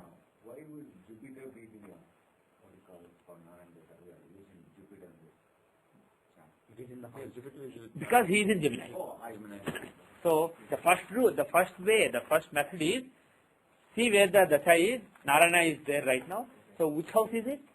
Which planet is there? They will basically be activated by Narayana. When Narayana is there, it's a powerful energy. So all the power is going to Jupiter's matters, is going to Lagna's matters. So they will basically prosper. So that is the first thing that you see. Actually, what I said is not right. It's not prospering. I take it back. Wherever Narayana is, it doesn't mean those things will prosper. It means you will put lot of effort into those things. That is a better way of saying it. Because, yeah, you will put lot of energy there. Because, like I said earlier, there is a difference between Narayana and Lakshmi. Narayana is effort. Lakshmi is fruits of the effort. You will get the blessings only with Lakshmi. And there is another Dasha called Sudasha. That Dasha will show where Lakshmi is sitting right now in your chart. When you are born, she sits in a place called Sri Lagna. There is a Lagna called Sri Lagna. You will see SL in the chart. That is Sri Lagna. That is where Lakshmi will be sitting when you are born. And she will keep traveling with time. And wherever Lakshmi is sitting at a particular point of time, that is where the blessings will come. That is where the easy things will come. That is where the fruits will be experienced. But where Narayana is, that is where all your efforts will go. All your energy will go. So Narayana is effort and Lakshmi is fruits. Remember that. That's a very important point. Don't think that Narayana will make you rich or Narayana will give you this, give that. Narayana will make you do things, which is the most important thing as far as Narayana is concerned. But the mother is more compassionate. She will give you whatever you want. Narayana wants you to work, not get fruits. He wants you to work. That is what Narayana prefers. Now let us look at her current, second principle. The second method is, take the progress Lagna and judge the chart. See any important yogas. So what is the progress Lagna in Gemini Dasha? Sagittarius. Very good. Because we started the Dashas from the 7th house, the 7th from the Dasha house will be the progress Lagna. So Gemini is the current Dasha, it is the progressed 7th house. So Sagittarius will be the Lagna. So during this period, this is the Lagna. So first thing, what are the strong desires right now? Does she have strong desires relating to which planet? Does she want to have a lot of power in this period? No. See, when you come to a Dasha that contains Sun in the 7th house, you will be hungry for power. Of course, if your natal chart doesn't show a power-hungry person, you may not be that power-hungry, but within the limits of whatever the natal chart shows, within that particular Dasha, your power-hungriness will be at a peak. So whenever you come to a Dasha where from the progress Lagna, Sun is in the 7th house, you become power-hungry. That is a basic principle. You see that in charts. For example, there was a gentleman. We had Sri Jagannath Center registered as Sri Jagannath Vedic Center, SJVC, long back. And one person was given all this responsibility. And later, Sanjay ji told another person to take over these things because it was going slowly. And the original person became so mad that he just destroyed the whole thing. He took possession of the website. He hacked the website. They changed the password, but he hacked the website. He took control over the whole thing. He took control over SJVC name so that instead of confronting with him and taking him to court, Sanjay ji took the easy way out by changing the name to SJC, Sri Jagannath Center. He dropped the Vedic there in the name. So if you look at the Dasha that person was running, he's a spiritual person. He is from ISKCON, the International Sri Krishna Consciousness. He's a Yugoslavian person born in Yugoslavia and somewhere in Croatia, I think. He came to India. He became an Indian citizen. He lived in New Delhi at the ISKCON temple. He's a spiritual person, but he became so power hungry that he wanted to be the He wanted to be the number one person in the organization. When somebody else was given that responsibility, he was basically hell-bent on destroying the whole thing rather than give away control. And if you look at the archives of Vedic astrology Yahoo group, you will see a lot of mails relating to this. I think in 2002 or 2001, October. So he had exalted sun in the 7th house from the Dasha sign at that time. You do see it in a lot of charts. If you see a political leader who comes to a Dasha where sun is in the 7th house from Dasha sign, from the Dasha Lagna, progress Lagna, that person will do anything during that time to get power. There will be a lot of hunger for power. All the efforts will be focused on power. So here, she is not power hungry. She is not hungry about anything. She is hungry about dharmic things, intellectual things. Jupiter basically. Whatever Jupiter stands for, there will be a strong desire in those matters. Of course, because Jupiter is the 7th lord in the natal chart also, that kind of desire will be there inherently. All the time. Because if it takes Gemini's Lagna, Sagittarius, owned by Jupiter, is the 7th house. So those desires will always be there, but during this Dasha, they will be really prominent, because Jupiter is directly sitting in the 7th house. So that is her desire. Now, Is Mercury at all? for me, Should we take the 7th? yeah, you can take Mercury also, wherever the 7th lord is, because 7th lord is the intelligence behind the desire. The desire is in a dharmic area because Jupiter is there. But 7th lord Mercury, where is he? In the 12th house, which is 7th lord Mercury is in the 12th house with Ketu. He is in the 12th house with 12th lord Ketu, with 12th Karaka Ketu. So because of that reason, will her desires be focused on moksha? Yes. Absolutely. If you see the 7th lord in the 11th house, 7th lord in the 12th house with 12th lord and Ketu, not all, even if some of them happen, you can conclude that that person will be strongly desirous of moksha in that particular dasha. Here all the things have happened. So since 2001, November, her desire for moksha will become more prominent, very prominent. That doesn't mean she will get moksha, but there will be a strong desire in that time. Now, that means the 12th house of giving. yeah, What does that mean? Desires are losing. I mean, yeah. The 7th lord is in the 12th house. 7th lord of desire is in the 12th house. Which means you are losing all the desires and. So basically the process of overcoming desires will be strong during that time. Yes, absolutely. If the 7th lord is in 11th, for example, there will be desires and the person will be getting the desires. But if the 7th lord is in 12th, in a Dusthana from 7th, there will be basically some overcoming of the desires. or she will be interested, definitely in such a way of teaching area or something like that. Spiritual. Possible, but more like spiritual. Yeah. Because he's with Ketu. Ketu is a really dominant planet there. But another thing is, from the progress Lagna, if you see all the houses, is there any house that really stands out? The 12th house. The 12th house has Ketu in one sign, so it really stands out. Right? So what you see is, when you see the progress Lagna, suppose Lagna was not here, suppose her natal chart has Lagna here, would you have immediately said that it would be a very spiritual person? No. Why? Ketu is in the 12th house. You would. If Ketu is in the 12th house, you would say that the person is very spiritual, very interested in moksha. And even though it does not happen in her natal chart, it happens in the current chart. From the current progress Lagna, it happens.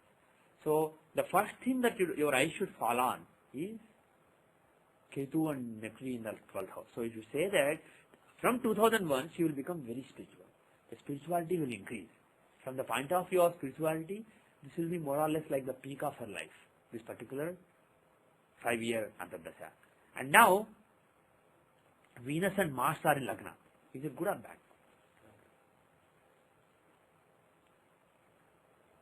Any opinions? Venus and Mars in Lagna. And that will have 5th Lord and 6th Lord together. 11th Lord and 12th Lord together. 5th Lord, 6th Lord together is also some yoga, right? It's not a yoga, it's a bad yoga. everybody's are having obstacles. It shows some obstacles. 5th house is Mars. 5th house shows children. And if the 5th Lord is with 6th Lord, it can show some obstacles to children. Some obstacles in having children, or some obstacles to children.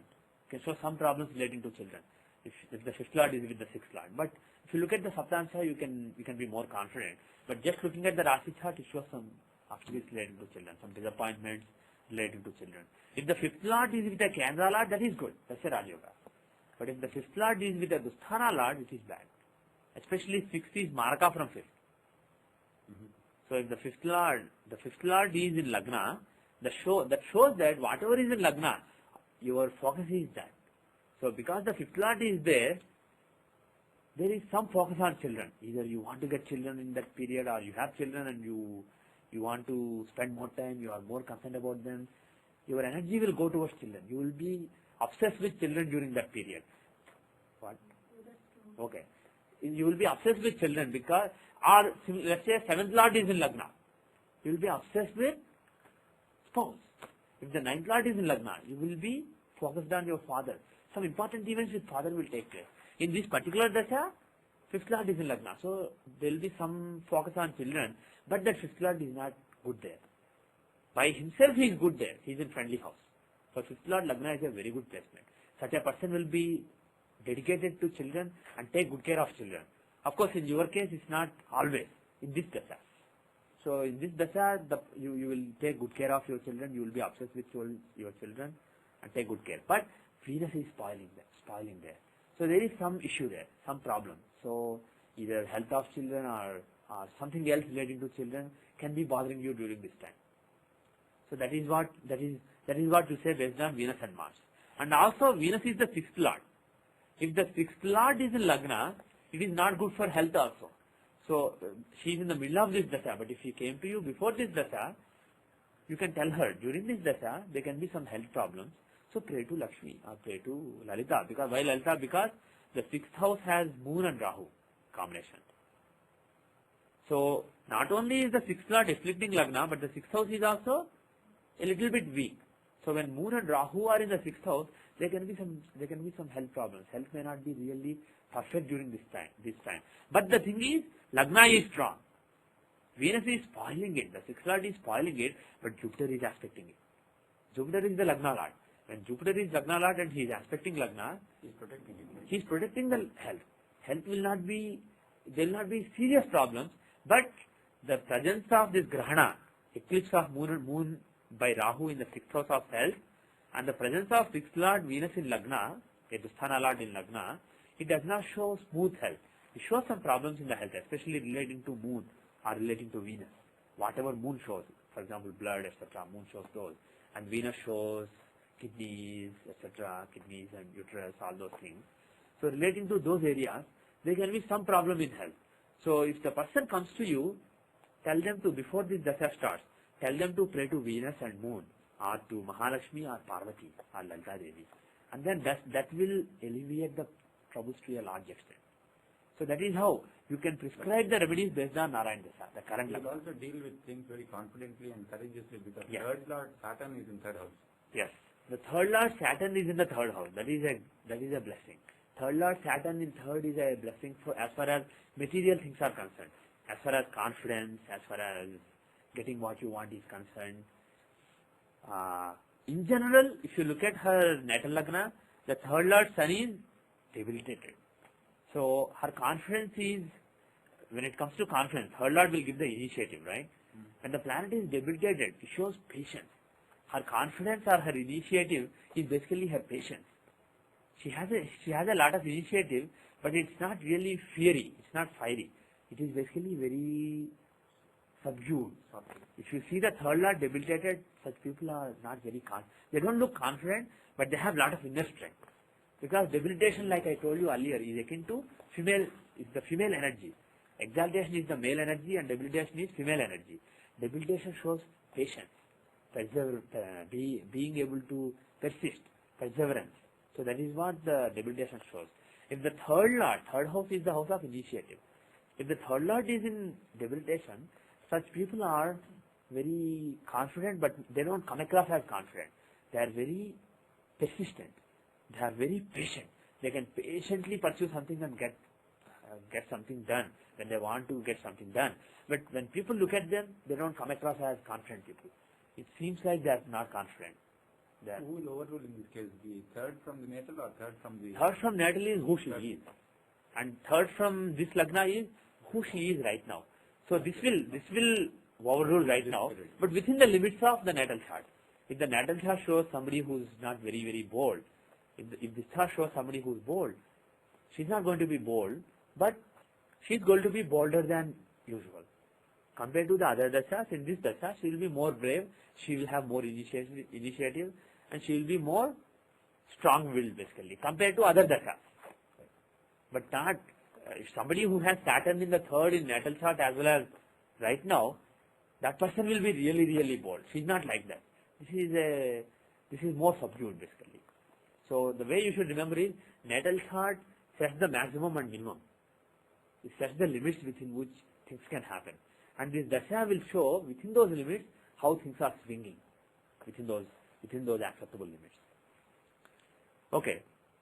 So that is how you see. You take that as lagna, you judge all the combinations and focus on the important combinations. And finally, to give the results of individual antardashas, like I said, you can use the natal chart, but you get better results by using entry chart. So let us go to entry chart. So, what dasha is she running right now? She is running Capricorn. She was running Sagittarius antardasha. In the last from 2004 May till 2004 October, that is the time when you started learning astrology, right? So during that time, she was running Sagittarius antardasha in Gemini dasha. And now how is Sagittarius in the period entry chart? Good, bad later, but what is it? Which house is it? Fifth house, containing fourth lord of learning Ketu, exalted there. Ketu is exalted in the sign of Sagittarius. So fourth lord is there, so learning, and it is the fifth house, so a lot of scholarship. And Ketu, so what kind of scholarship? Could be astrology, could be Vedas, some Vedic knowledge basically. And usually Ketu shows traditional knowledge coming from a parampara, coming from a series of gurus and shishyas. Unlike other planets can also show knowledge, but Ketu is the planet for parampara knowledge. So all the knowledge that you have been learning here in this, from me in these classes, this is not my research. I may share some of my research also, but most of it is coming from the parampara. It is coming from Achyutananda to his student, and to Jagannathji, Kasinathji, Sanjayji, and from him to me, and from me is coming to you. So when something like that happens in your life, there has to be some indication. So here, Ketu being there in the fifth house, exalted, being the fourth lord, it makes perfect sense. Okay? So during this antardasha, she started learning astrology. It makes beautiful sense, doesn't it? Yes. Now, Did you fit the chart? oh, very good. Good. In any case, we are only dealing with Rashi so far. So, see, half hour and 1.5 hours camp we have in the Dasha Pravesh Chakra. We are dealing with the Rashi chart so far. In this particular Dasha, whatever we have done today, we have done only Rashi chart. So this is, again, if you make predictions based on only Rashi chart, they are not likely to be perfect. So this will just give you various phases. During these 5 months, this is likely to happen. In somebody else's case, it may not be astrology. It may be something else shown by Ketu. So there is a lot of variance possible. It's not really fixed. If you want fixed results, you have to go to divisional charts. And of course, you can use Narayana Dasha in divisional charts also. We'll do that in a later class. We are doing only Rashi so far. So you don't have to worry about rectification. As long as you know your birth time within 10 minutes, that is sufficient as far as this technique is concerned. You will be able to make reasonable predictions with an approximate time using this particular technique. Okay? So now, any readings into the current Dasha? Sagittarius is what started the astrological learning, and now she is learning Capricorn Dasha. First of all, is Capricorn a good Dasha or bad Dasha? Not good. Why not good? Sixth house. But sixth house with Mars. For Mars, what are the houses that are good? For Mars, Saturn, Rahu and Ketu, what are the houses? 3, 6, not all Dusthanas actually, not 8 and 12. 3, 6 and 11. The 3 houses, 3, 6 and 11. These are the only houses that are good for Saturn, Mars, Rahu and Ketu. So he is in one of those houses. But more importantly, what is his agenda? Is Mars a good planet for this Lagna? He is the 4th and 9th Lord. That means he is a Yogakaraka. Yogakaraka. He is the 4th lord, a quadrant lord. He is the 9th lord, a trine lord. So he is a Yogakaraka. Mars is a Yogakaraka for Leo Lagna, that is rising in the period entry chart. And he is in the... And he is exalted. And he is in the 6th house overcoming the obstacles. Yes, he is in the 6th house of overcoming obstacles. And Mars in the 6th house is good because he has that energy to overcome obstacles. And he is Yogakaraka. He has a good agenda. And he is making you overcome those obstacles for a good cause. Because his agenda is dharma and properties or happiness, etc. And he is exalted. Yogakaraka exalted is always good. Yes. The question is a planet in the 6th house means causes the obstacles or overcomes obstacles? Overcoming the obstacles. So any planet in the 6th house means... But the thing is, as a process of overcoming obstacles, it may have to create some, if you don't have any.